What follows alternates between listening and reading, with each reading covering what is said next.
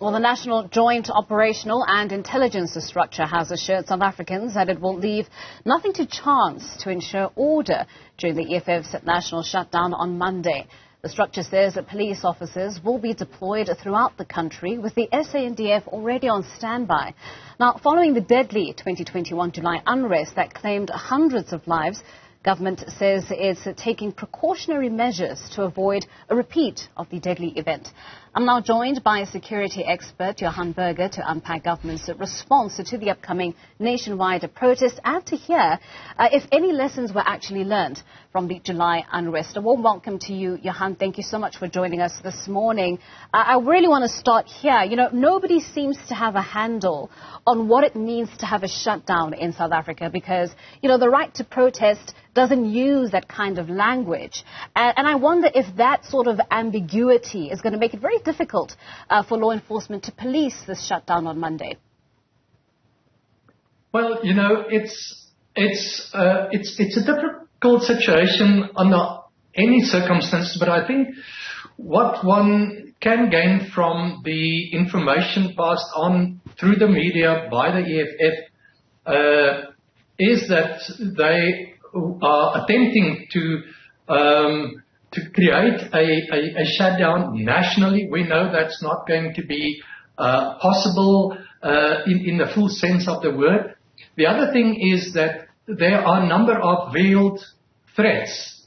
Although they claim that this will be a peaceful march, you know, there's all the veiled threats in terms of businesses that needs to shut down to avoid, you know, all kinds of criminal acts happening there, and threats to the national airports, OR Tambo, and so there's all of these veiled threats, you know, that I think creates a fear amongst many that they may fall victim to acts of violence and other forms of criminality. So I think, you know, a security operation needs to take all of this into consideration. You need to plan for all possibilities, all contingencies. And I think this is what the national and provincial joints have done.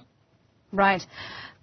The July unrest, right, how much of what we're seeing as part of the Nat Joint's response is, and I want to get a sense from you on this, is a sort of overcorrecting for what happened in 2021. We often heard how, you know, the security cluster was caught off guard, was caught unaware by the events of July 2021. Do you get the sense that with the army on standby, with, you know, the deployment of additional police officers, with the inspection of policing operations to ensure that they are ready to take on any eventuality, that is an overcorrecting response to what we saw in 2021? Well, I don't think this is overcorrecting. I think this is just correcting the mistakes of July 2021. In 2021, there was almost no preparation. There was either little or no intelligence. There was no forewarning. And there was no coordination between the various services. I mean, all of this is captured in the report by Professor Sandy Africa, who led the panel of experts who investigated the July unrest. So I think what the joints have done now is to do what they should have done back in 2021 if they had the intelligence, if they knew what was coming. So the evidence shows that there was no prior information or intelligence about what was going to happen.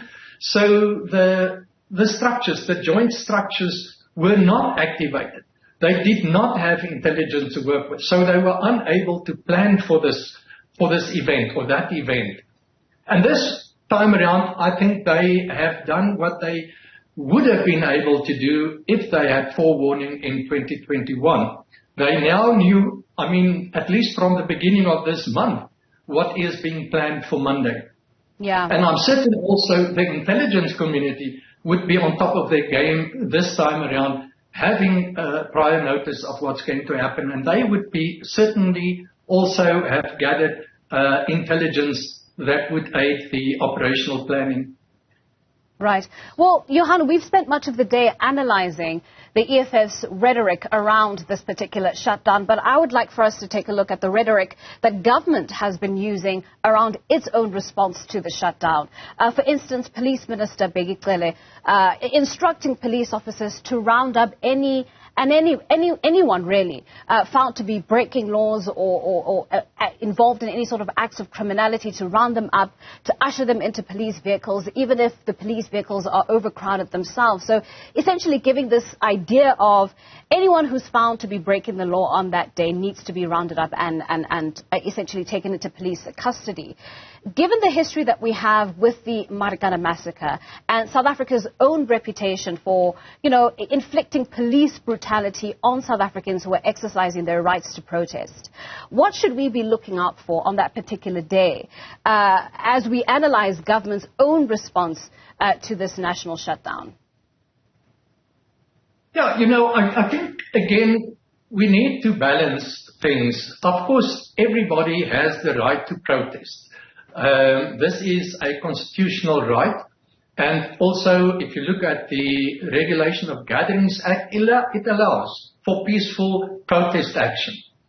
But I think what government now tries to do through its various structures, the political leadership, the operational commanders, and everyone else involved in dealing with this, is to reassure the public. Remember, I think we should all remember that there's a huge fear factor here, and it seems to me that the EFF, although it calls for peaceful march, makes certain that everybody knows and understands that should they not shut down their businesses, there might be action, there might be looting. They're not saying that they will do the looting, but they are just alerting business owners that there's the risk of looting if their businesses are not closed.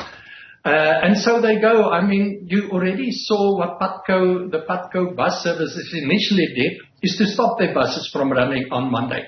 They only returned to business, and what the police minister and others have been saying, I mean, some would look at those utterances as threats. I think it's part of reassuring the public because of the fear factor that the police would be out in force. They would deal with criminality, not with marchers who's marching peaceful, but those who overstep the line and become involved in looting or any other criminal activity. And those reassurances, I think, is important. And then also something that was lacking in 2021 is the activation of the military. This time the military was part and parcel of the operational planning. They are on standby only when their assistance is needed. So, I cannot fault the joints and both the police and the military with the assistance of the intelligence community for the operational plans that are in place and the fact that they've given these kinds of public assurances. Right. Well, Johan, thank you so much. We are going to leave that there for now. That is security expert Johan Burger helping us to pretty much do a comparative analysis of, what happened in July 2021 versus sort of all the fear and anxiety that is surrounding this EFF national shutdown.